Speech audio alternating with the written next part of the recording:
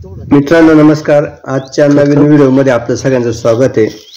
चॅनलला सबस्क्राइब करा। 4-5 दिवसापासून व्हिडिओ बनवला नाही, दुसरी पण कामं चालू होती आणि आज सकाळी मी खताच्या दुकानातून 2 गोण्या खताच्या घेऊन आलोय।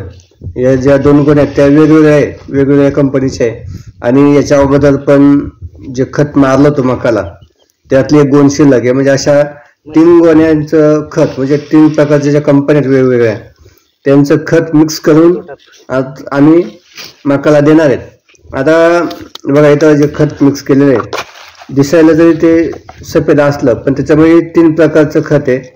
एक दाणेदार आहे, एक थोडंसं बारीक आहे, दाणेदारपेक्षा थोडंसं बारीक, दाणेदारच आहे पण थोडंसं बारीक आहे, एक जाडे दाण्याचं आहे आणि दुसरं जे आहे ते वेगळे, ते मागच्या मकाला जे मारलं त्यातलं शिल्लक आहे। तर असं 3 प्रकारचं खत आता आम्ही इथं मारणार आहे। आता बघा इथं खत मिक्स करून झालंय आणि आता जी मका आहे ही मका पातळ झालेली आहे, जसं आपण याच्या अगोदरच्या व्हिडिओमध्ये बोललो होतो। आता हे जे खत आहेत आपण प्रत्येक झाडापाशी नाही टाकणार आहे, हे फोकण्याच्या पद्धतीत आपण टाकणार, म्हणजे थोडक्यात फुकून देणार आहे।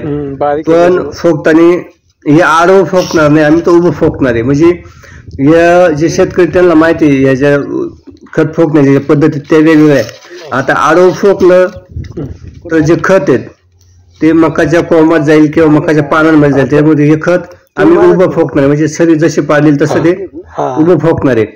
आणि अर्ध खत फुकून झाल्याच्या नंतर आता हा व्हिडिओ काढतोय।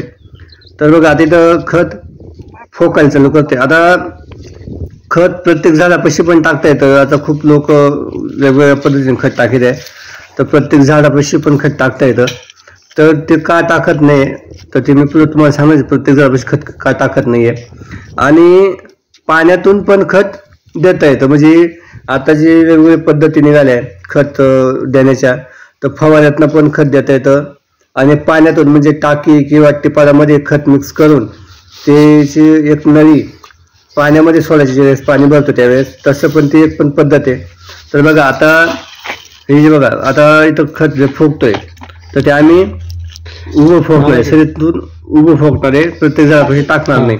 आता उभं का फोकतोय, ज्यावेळेस आपण उभं फोकणार आहे ते बरोबर जे जी मका लावले तिला पडणार आहे। आता प्रत्येक झाडापाशी पण खत टाकता येतं, पण ज्यावेळेस आपण खत टाकतो त्यावेळेस आपण फास्टमध्ये किंवा पटपट टाकतोय आणि जर ते खत झाडाच्या जवळ पडलं किंवा बुडापाशी पडलं तर त्या खताचा परिणाम या झाडावरती होतो किंवा ते झाड म्हणजे दगावतं, जळतं जास्त खत पडल्यामुळं। कारण हे रासायनिक खत आहे, हे सेंद्रिय खत नाही आहे। सेंद्रिय खत थोडंफार जास्त पडलं तरी त्याला काय होत नाही, पण या रासायनिक खतामुळे झाडं जळी पडतात, म्हणजे जळतात लवकर जवळ पडलं तर। त्याच्यामुळं आता आम्ही हे जे खत आहे मकाचं ते फुकून देऊ राहिलोय। आता फोकल्यामुळं काय होतंय, शरीरावरती पडलं तर ते वरगळत थोडंसं झाडाच्या जवळ जात आहे, पण हे फुकलेलं असल्यामुळं ते बरोबर झाडाच्या 4ही बाजूने पडत आहे। आणि आपण जे खत टाकतो ते 4ही बाजूने नाही पडत, तर झाडाच्या एका बाजूने पडते आणि एकाच जागेवरती पडल्यामुळे त्याचा परिणाम त्या झाडावरती दिसत होतो। त्यामुळे आता हे खत आहे ना हे शरीर फुकून देऊ राहिलोय।